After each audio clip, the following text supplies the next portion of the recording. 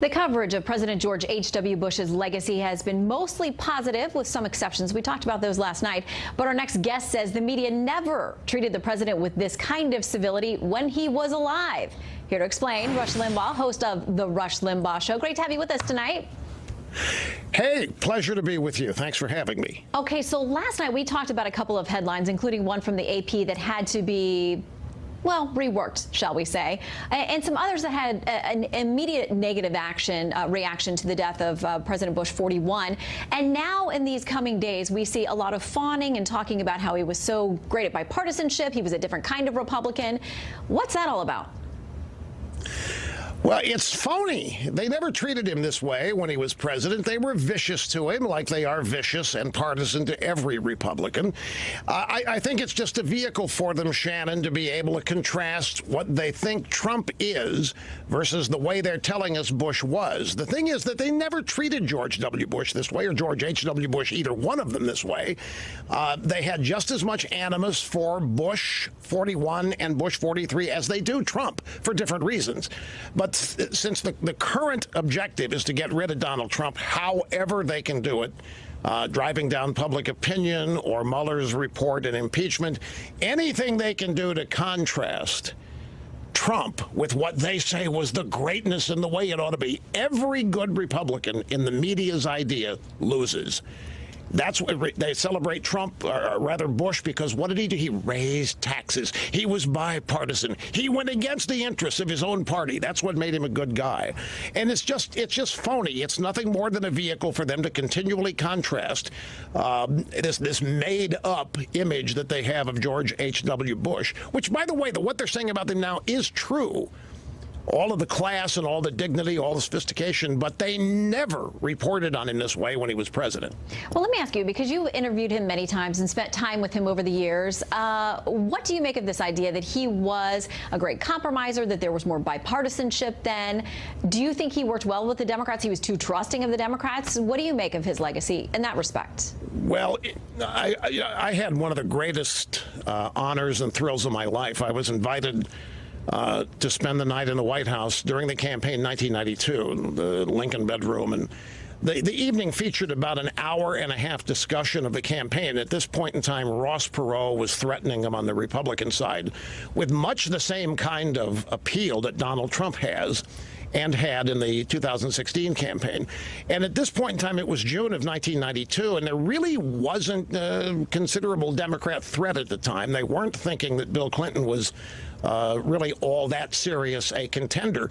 And I got the impression that they weren't taking the campaign as seriously as they should have. And I remember the president telling me that he loved Tom Foley, thought we could really work with Tom Foley, and he had found him to be a very cooperative guy.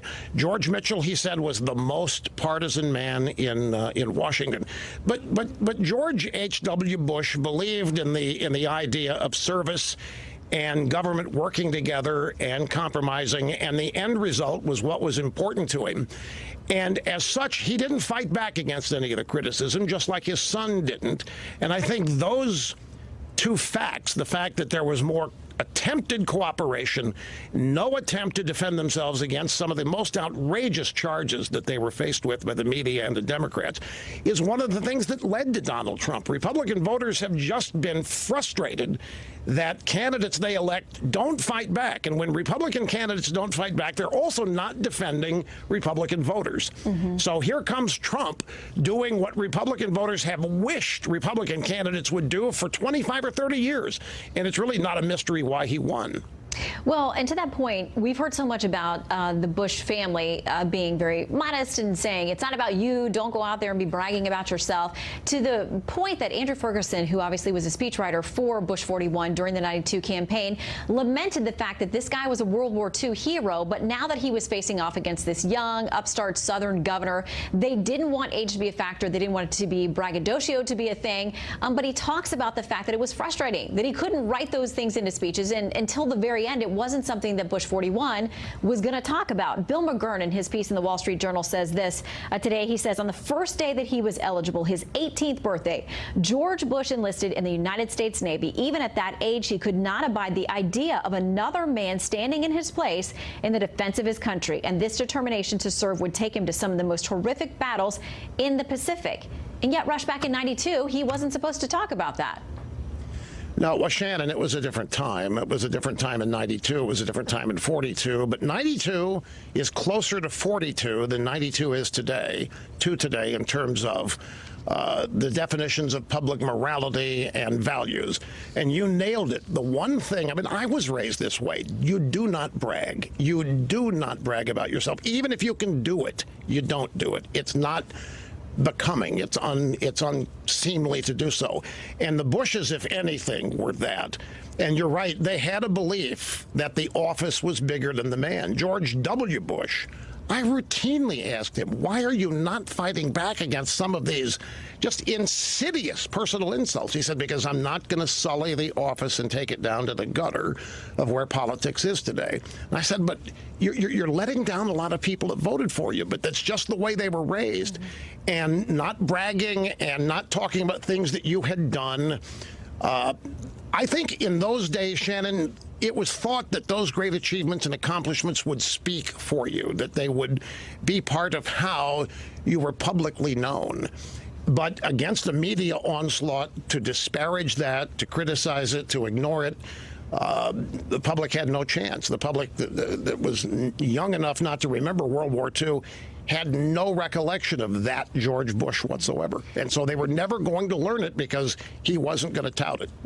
Well, another man who is very much in that mold, former Senator Bob Dole, himself a hero and a veteran, and a very special moment today when he stopped by to pay his respects to former President Bush 41.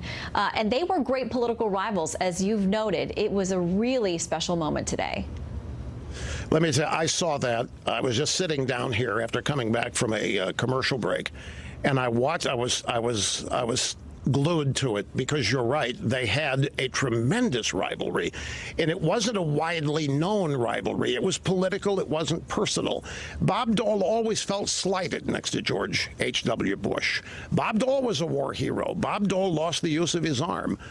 George Bush was shot out of the sky over the Pacific. He was made a gigantic hero. It went into making his career. Bob Dole was never afforded the same kind of, in his view, he never was. There were arguments over the Republican National Committee, arguments over whose turn it was to run for president, this kind of thing. They were deeply, deeply felt. And Bob Dole today, this was just, it had me spellbound. The man cannot stand. He literally cannot walk. He is glued to his wheelchair. And he willed himself to stand up. He had an aide helping him, propping him up under his arms. And you could see the determination on his face. He was going to stand. He was going to defy the impossibility that he cannot do it. He defied impossibility and stood up for the barest of seconds and saluted with his left hand and then collapsed back to his wheelchair. And in that moment said more about that generation, about respect, about honor, about integrity. That little piece, I hope everybody has a chance to see that. Because Bob Dole was totally incapable of doing what he did today, and yet he did it. And these two people were able to bury the hatchet and come together toward the end of their lives. And I wasn't there, but I can rest assured that Bob Dole's one commitment that he's had since George Bush died was to do what he did today and to make sure he did it. Because those are the kinds of things, honoring people who you may have been at war with, good times as well, but they were in a lot of fights together for the same objective, fighting for the same cause, and they buried the hatchet. It was an amazing thing to see today.